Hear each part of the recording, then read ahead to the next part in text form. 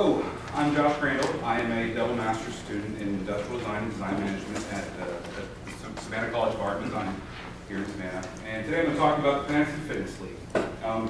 Fantasy Fitness League is an online and app-based competitive weight loss service, and the only competitive weight loss service that facilitates accountability, fun, and improved health by marrying group incentivized weight loss and fantasy sports gaming.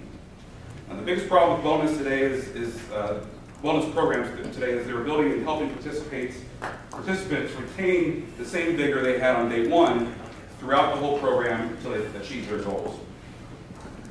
Studies have shown that by making small, attainable goals and having multiple motivators and having the support and accountability of a group, participants are much more likely to stay the course and achieve their goals. Now, as you may have noticed, I'm a big guy.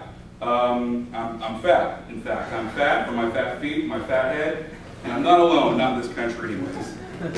We have 113 million obese Americans in this country, and as you may know, we are the fattest country in the world.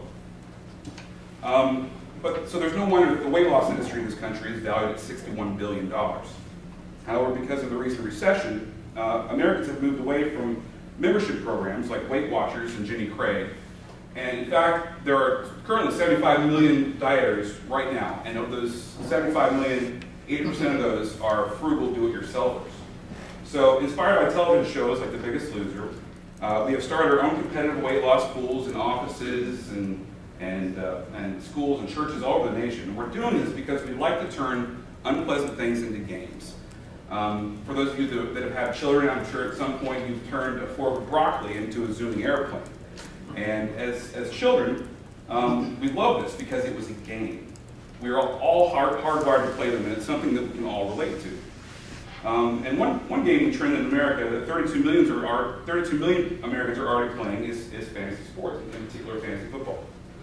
And this is where the Fantasy Fitness League was born. Now, it's not to say that this market isn't saturated, but it's saturated with services that all try to motivate on one thing, and that's money.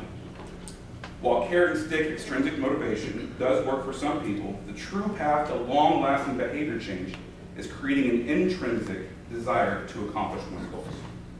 Like most of these services, the FFL will generate revenue through clickable advertising and sponsorship of features, but will also be a pay-for-play subscription service, sold primarily B2B, with the ability to support anywhere from 5 to 500 employees. So after the FFL is ready for market, we're going to start right here in Savannah. We're going to start with companies like Gulfstream, JCB, and SCAD, and after that we're going to move out regionally and eventually nationally. With a small team of devoted and skilled developers and investors, the FFL. Thank you.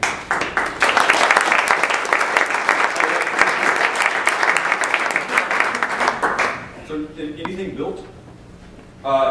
You mean up online right now? Yeah. No, it's in testing. The gamification is the focus of my thesis studies.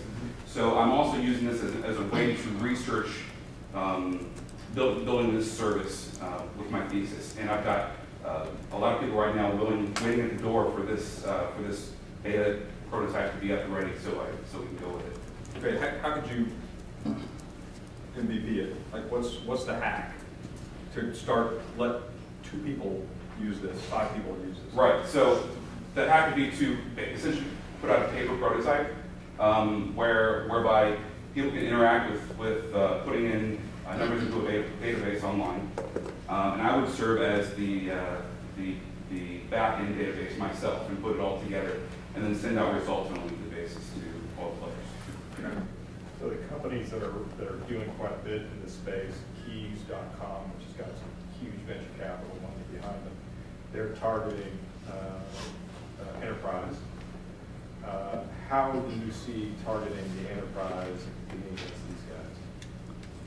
Well, one of the first things that these guys are doing wrong is forgetting about fun. Again, in the first step of gamification, engaging your participants to enjoy what they're doing. The market out there, everything you see out there right now is so sterile and bland that one look and you become uninterested instantly. So in the gamification model, what level of rewards are you doing in that process? Well, the rewards are extrinsic and intrinsic. So you have the ability as your league manager to set up the league however you like. There's lots of different customizations to this. But the rewards come in money for some people that motivate them. The rewards come in social interaction for others that are social gamers.